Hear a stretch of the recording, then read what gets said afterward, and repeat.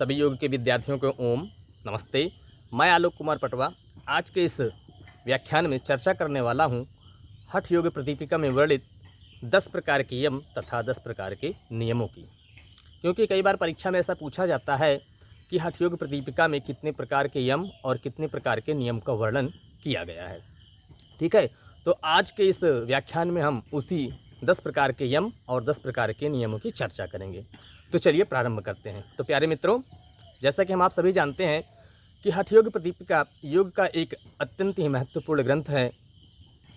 योग की कोई भी परीक्षा हो, यदि हठ योग प्रदीपिका को उसमें उस पाठ्यक्रम में सम्मिलित ना किया जाए तो वो अधूरा सा प्रतीत होता है। ठीक है, तो उसी हठ योग प्रदीपिका में जो कि महर्षि स्वामी स्वात्माराम जी द्वारा रचित है, उसमें उन्होंने 10 प्रकार के यम और 10 प्रकार के नियमों की चर्चा की है। आज हम उसी के बारे में यहाँ चर्चा करने वाले हैं। तो चलिए प्रारंभ करते हैं। तो देखिए, महर्षि स्वामी स्वात्माराम जी ने अपनी हठ योग प्रदीपिका में 10 प्रकार के यम कौन कौन से बताए हैं, उनके नाम हम जानते हैं। सबसे पहले सूत्र देखेंगे, उसके पश्चात हम देखेंगे उसके हिंदी में नाम। यम और नियम का पहले एक साथ सूत्र देख लेते हैं, फिर उसका हिंदी व्याख्या करते हैं। तो देखिए, स्वामी स्वात्माराम जी ने कहा कि अहिंसा, पहले यम का वर्णन करते हुए उन्होंने कहा कि अहिंसा सत्यम अस्तेयम ब्रह्मचर्यम क्षमा धृति दया आर्जवम मिताहारा शौचम चैव यमाह 10।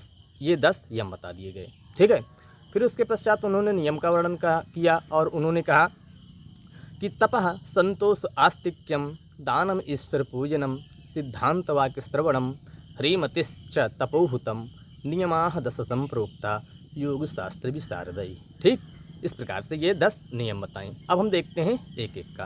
देखते हैं सबसे पहले यम कितने हैं। तो 10 यम हैं। कौन कौन से हैं? अहिंसा, सत्य, अस्तेय, ब्रह्मचर्य, क्षमा और धृति। धृति अर्थात धैर्य। ठीक है, और तो सब स्पष्ट ही है। ये कितने हो गए? अहिंसा, सत्य, अस्तेय, ब्रह्मचर्य, क्षमा और धृति। ये 6 हो गए, 6 यम हो गए। ठीक, अब 4 यम कौन कौन से बचे? दया, आर्जव, ठीक है, मिताहार और शौच। ये क्या है? ये टोटल मिलाकर 10 प्रकार के यम हो गए। ठीक तो इसमें आप जान लीजिए, ये तो 10 हो गए यम। अब हम देखते हैं 10 नियम। 10 नियम कौन कौन से हैं?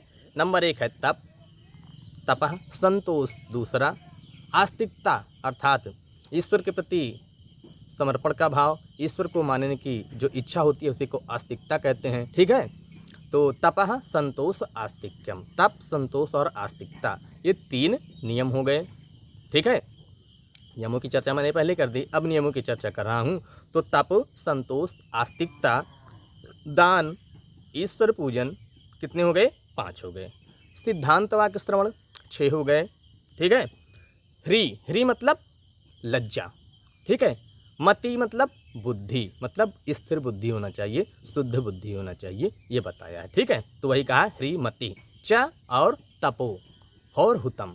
तप अर्थात शारीरिक और मानसिक विपरीत परिस्थितियों को झेलने की जो सामर्थ्य होती है। ठीक है, द्वंद्वों को सहन करने की जो शक्ति होती है उसी को तप कहते हैं। ठीक है ना, तो ह्रीमतिश्च तपो, तप हो गया, और हुतम अर्थात जो अग्निहोत्री की जो प्रक्रिया होती है उसी को हुतम कहा गया। तो इस प्रकार से ये 10 यम हो गए और 10 नियम हो गए। नियम को एक बार फिर से देख लेते हैं। तप, संतोष, आस्तिकता 3 हो गए, दान 4 हो गया, ईश्वर पूजन 5 हो गया। ठीक है, और सिद्धांत वाक्य श्रवण। सिद्धांत वाक्य श्रवण से तात्पर्य क्या है यहाँ पर? सिद्धांत वाक्य श्रवण से तात्पर्य है कि हमारे जो भी हठ योग के ग्रंथ है या कि जो भी यौगिक ग्रंथ है उसमें जो बताई गई अच्छी अच्छी बातें हैं उसको श्रवण करना। ठीक है, यही है सिद्धांत वाक्य श्रवण। ठीक, जो कि तत्व ज्ञान के विषय में, परब्रह्म परमात्मा के विषय में, आत्म तत्व के विषय में जो बताया गया उसी को सिद्धांत वाक्य श्रवण कहा गया। ठीक है, ह्री बुद्धि। ह्री मतलब क्या होता है? ह्री मतलब होता है लज्जा। ठीक है, मति मतलब होता है बुद्धि, और तप मतलब होता है द्वंद्वों को सहन करने की सामर्थ्य, या कि द्वंद्वों को सहन करने की जो प्रक्रिया होती है उसी को तप कहते हैं। ठीक, तप हो गया, और हुतम अर्थात अग्निहोत्री। ये 10 यम और 10 नियम। पहले मैंने यम बताए थे और ये नियम बता दिए। इस प्रकार से हमने देखा कि हठ योग प्रदीपिका में 10 प्रकार के यम और 10 प्रकार के नियम वर्णित किए गए हैं। तो प्यारे मित्रों, आज का हमारा ये व्याख्यान यहीं पर समाप्त होता है। पुनः किसी वीडियो में पुनः आप लोगों के समक्ष प्रस्तुत होऊंगा। तब तक के लिए ओम नमस्ते।